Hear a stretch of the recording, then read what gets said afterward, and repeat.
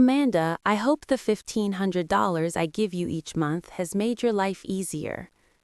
The owner of that low, resonant voice was my grandfather, who sat at the far end of the table. It was Thanksgiving Day. My grandfather, who was usually extremely busy as a businessman and rarely showed his face at family gatherings, had unusually decided to join the dinner this year. Because of that, my father, Jonathan Brooks, my mother, Karen Brooks, and my younger sister, Madison, were desperately acting as if they were welcoming royalty. There was the highest quality turkey, mashed potatoes lavishly filled with truffles, and a vintage wine from the year my grandfather was born. The living room was filled with the savory scent of the dishes and the cheerful laughter of my family. Being able to see my grandfather again after such a long time was a great joy for me. To tell the truth, ever since I left home, I had never attended Thanksgiving at my family house. I originally had no intention of coming that day either, but I couldn't refuse my grandfather's earnest invitation when he said, "I'll come this year, so Amanda, you come with me." And so I crossed the threshold for the first time in years. However, that perfectly staged atmosphere and my family's insincere behavior made me feel unbearably uncomfortable. As my father and the others tried to keep my grandfather in a good mood, the occasional glances they shot at me carried an unspoken pressure telling me not to say anything unnecessary. Eventually, the main dish was cleared away, and pumpkin pie with a sweet, spiced aroma and coffee were brought out. Then the family's tension loosened slightly, and a relaxed atmosphere began to spread. My grandfather quietly placed his coffee cup back on its saucer and suddenly fixed his gaze directly on me. In his eyes was a pure sense of concern for his granddaughter, whom he hadn't seen in a long time. "Amanda, haven't you lost a little weight? How are you feeling? You shouldn't push yourself too hard." The unexpected kindness made the tension in my heart loosen just a little. I gave him the best smile I could and answered as brightly as possible. "Thank you, Grandpa. I'm doing well, and if you'd like, you can come visit my place sometime." My grandfather narrowed his eyes with delight and nodded, saying, "Ah, I would love to." And then he continued, "Have you gotten used to living alone? Becoming independent is no easy task." My grandfather went on with casual conversation in a gentle tone, but then, as if remembering something, he added more words. "Well, as long as you have a solid financial foundation, I suppose you can live with some peace of mind. With my monthly support, you don't have to worry about rent, and your life should be much easier, right?" The sound of cutlery stopped, and every gaze in the room pierced into me as I sat small in the corner of the table. I couldn't keep up with the sudden question, and I barely managed to squeeze out my voice. "What are you talking about, Grandpa?" My question echoed emptily through the tense silence. "Ah, if it's about that money, you don't need to worry." My father quickly cut in, interrupting my words with a swift tone. He didn't even bother wiping the sweat forming on his forehead as he forced a fixed smile towards Grandpa. "Amanda can be a little naive about the world, you know. Since she's not good at managing money, we simply took responsibility and handled it for her." Those words were like oil poured onto an open flame, making my grandfather's expression grow even harsher. "Manage it, you say?" His voice was low, tightly suppressing his anger. "Then answer me, Jonathan. If Amanda is supposed to be the one benefiting from this, why does she look as though she knows nothing about it? Can you show me proof right here, right now, that my money is truly being used for this child, just as you claim?" The moment my father stumbled for words, my mother suddenly cut in, her voice trembling as though she were playing the tragic heroine. "Dad, how can you say something so cruel? You know how much we worry about Amanda, don't you? She's always been a difficult child, and we've been doing everything we can to protect her." But my grandfather was no longer fooled by her theatrics. He cut her off and exclaimed, "Be quiet, Karen. It was you who begged me for financial help in the first place." The air in the living room grew even colder. He then continued, "Was it 5 winters ago? With your voice trembling on the phone, you told me this: Amanda left home without listening to our advice. She's sick and we're worried she won't be able to live alone. We can't sleep at night." I believed those words. I believed in your concern for your daughter and started sending the money. And now look, all I hear from this child is, 'What are you talking about? Explain to me what is going on.'" Exposed by the truth, her face turned deathly pale, and she was left speechless. When she looked around as if begging for help, Madison, who had been silently picking at her nails until then, suddenly shouted in a shrill voice, "Grandpa, stop it already! You're going too far!" Madison stood up and glared at me. "You have no idea how much Mom and Dad have struggled. Amanda, you're always like this, always talking about your own pain and suffering, and never once thinking about how much everyone else has supported you. Even if you got the money, you just blow it all on meds or whatever nonsense you waste money on. That's why Mom and Dad have been managing it for you. What's wrong with that?" Those words became the final trigger. Madison knew. She knew exactly what our parents had been doing, benefited from it, and helped deceive me all this time. I hadn't even realized a sound had escaped my lips. "That's a lie!" Everyone turned to look at me. "Liar!" Shaking, I stared straight at every one of them. "I never said I wanted to leave this house. It was you both, Mom, Dad, who told me to get out. You abandoned me." In response to my anguished cry, my mother pretended to collapse into tears and shrieked back at me, "What a terrible thing to say, Amanda! We would never tell you to leave. Your illness is making your memories confused." My father echoed her words, glaring at me as though I had lost my mind. "That's right. We refuse to indulge your delusions any longer." Their blatant denial burned away even the faintest trace of affection that had remained in my heart. Suppressing my trembling, I answered coldly, "My memories are confused. No, I remember it perfectly. The day I was thrown out of this house, left alone in the cold night with nowhere to go. I remember exactly who saved me. I had never forgotten the despair of that night, the cold that sank into my bones, not even for a single day. It was simply impossible to forget. Keeping my glare fixed on all of them, I revealed the truth I had replayed in my heart countless times since that night. I ran to Paige's house, and she took care of me for 2 weeks until I found an apartment.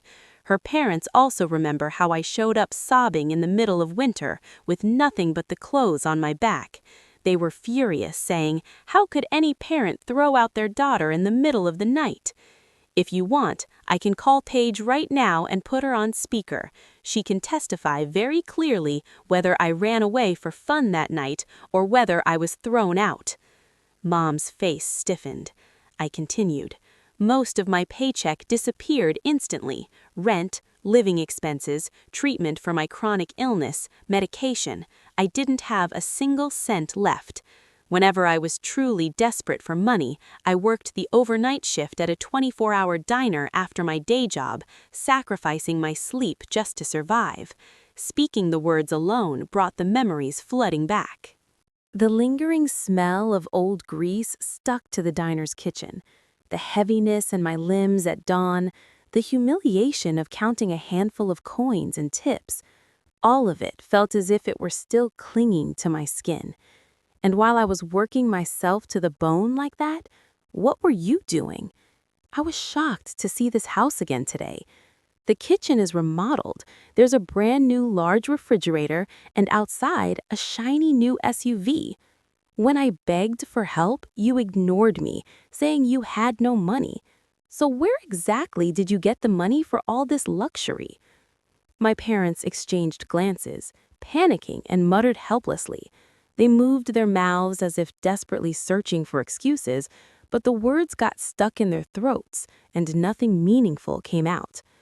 Then I turned my gaze to Madison. "And that's not all. Last summer, the 3 of you took a trip to Hawaii to celebrate Madison's high school graduation, didn't you? I saw it on your Instagram, Madison.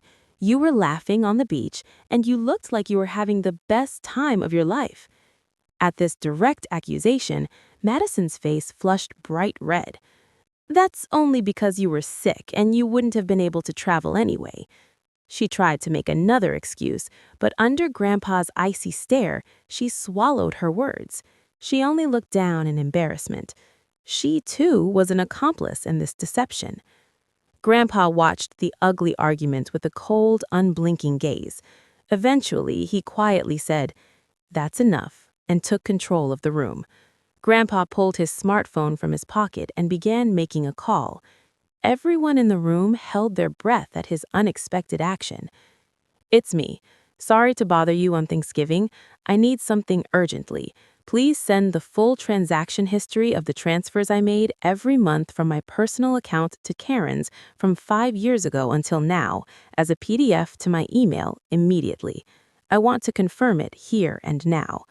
His voice was quiet but carried an undeniable authority that allowed no refusal. My father shouted in panic, "Wait, what are you doing?" But Grandpa only shot him a cold look and did not respond. The only sound in the room was the ticking of the clock. After what felt like an eternity, Grandpa's phone vibrated softly with an email notification. He put on his glasses, opened the email, and began slowly scrolling through the attached file. Then he slowly lifted his face from the screen and spoke, each word sharp as a blade. "Transfer date, the 3rd of every month. Recipient, Karen, your personal account. $1,500. And in the memo section, it clearly says this: Amanda's monthly support." He paused, then held the phone out across the table toward my parents, as though presenting irrefutable evidence. 60 times for 5 years, without missing a single month. My goodwill reached you faithfully, but Amanda knew nothing. She never received this money, not once in 5 years. So explain it to me, Jonathan, Karen, where did my $90,000 disappear to? The total, $90,000, a specific and crushing figure, pressed heavily on the atmosphere of the living room. It was no longer an amount that could be explained away with excuses. My father's face was twisted as if he had been punched in the gut, and my mother finally broke down, choking on sobs. Their faces were flushed red with guilt and shame. No excuse, no lie could stand up against this immovable evidence. An unbearable silence dominated the room. My father finally forced out a voice, but it was neither an excuse nor a justification, just one unbearably weak word. "I'm sorry." That single word was the moment he admitted his guilt. When Grandpa heard it, he shook his head once in deep disappointment and quietly rose from his seat. He no longer spared them a single glance and gently placed his hand on my shoulder. "Let's go, Amanda. There's no reason to stay here any longer." I nodded wordlessly and stood up. Leaving my stunned parents and sister behind, we turned our backs on them. Thus, the Thanksgiving dinner came to an end. The following weekend, Grandpa called for me and I visited his home. Seated deep in the leather sofa of his study, Grandpa let out a long, heavy sigh the moment he saw my face. "I'm sorry, Amanda. I should have uncovered the truth much earlier. This is my responsibility." His voice was thick with self-reproach. To be honest, it never occurred to me to doubt them at all. But when Tyler came to visit about a month ago and started talking about them, I began to sense something was off. Tyler was my mother's younger brother, in other words, my uncle. Grandpa spoke with a bitter expression, recalling their conversation. Tyler told me they were invited to dinner at Karen's place, and he felt like he was stepping into a movie star's mansion. Apparently, my mother held a sort of show-off party, inviting Tyler's family over to celebrate the completion of the kitchen remodel. Tyler was puzzled as he told me. The flooring was imported marble from Italy, and the refrigerator was top of the line, commercial grade. I know Jonathan's company is doing only moderately well, so where did all that money come from? Don't tell me you have been secretly helping them out. Grandpa exhaled deeply, his face heavy with regret. The moment I heard Tyler's words, a terrible suspicion flashed through my mind. I was giving help, yes, but that help was meant for you, Amanda. But what if the money wasn't going to you, but straight into their pockets? Tyler's description of their extravagant lifestyle would suddenly make perfect sense. That was the first time I realized the frightening possibility.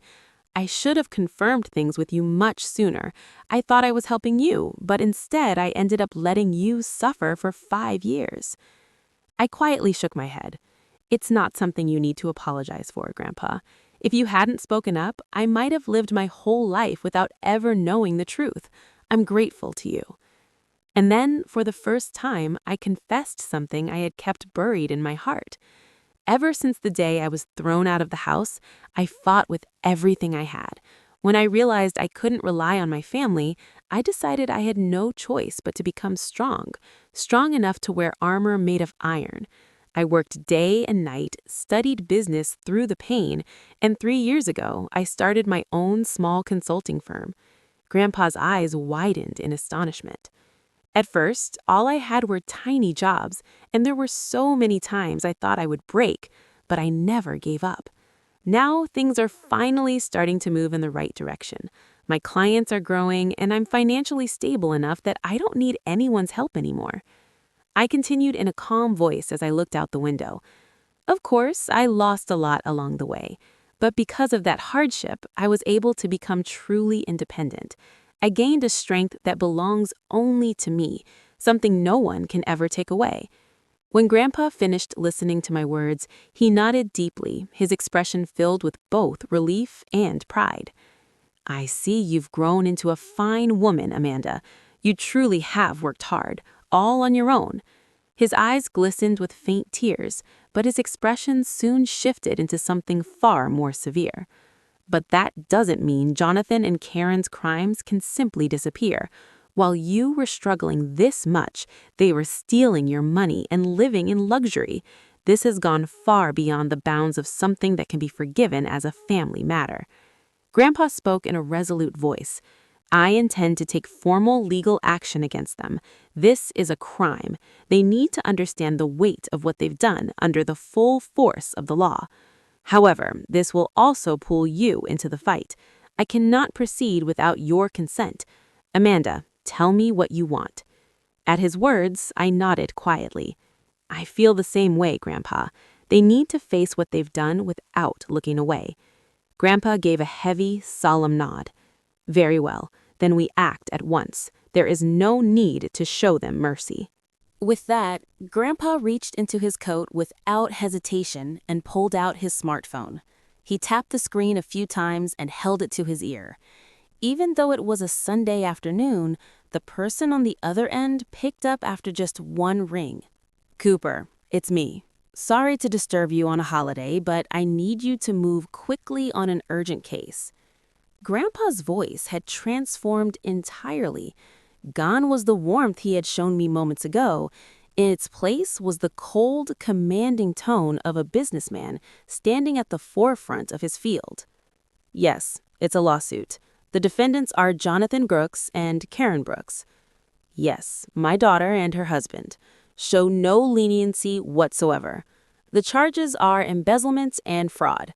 The victim is my granddaughter, Amanda. The amount totals $90,000. Looking straight at me, Grandpa continued issuing instructions to Cooper on the other end of the line, his voice calm but carrying a chilling edge. "As evidence, I already have the transfer records from my personal account, but we need definitive proof of what they used the money for. Begin the investigation immediately and trace every one of their financial assets, bank transactions, credit card statements. Yes, find the source of the funds for their home remodel and the new car. Gather overwhelming evidence so they cannot escape. Yes, proceed. Prepare the complaints as soon as possible and slap it directly onto their doorstep." When the call ended, Grandpa placed his smartphone on the table and spoke to me with unwavering conviction.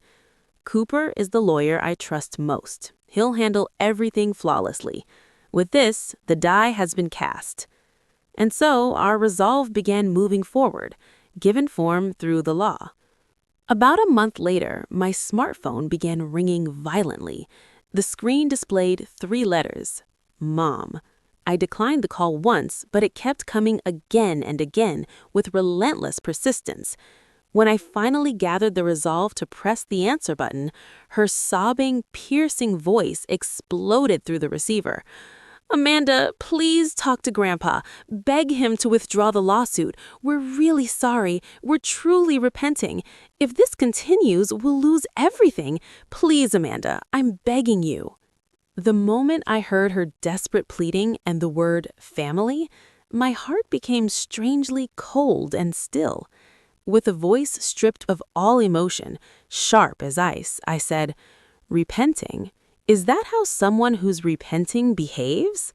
What, help you because we're family? I can't believe you can say that. You're not trembling because you regret what you did to me. You're scared of losing your comfortable life and your social image, aren't you?" She fell silent for a second, as if the truth had struck her hard, then rushed into rapid excuses.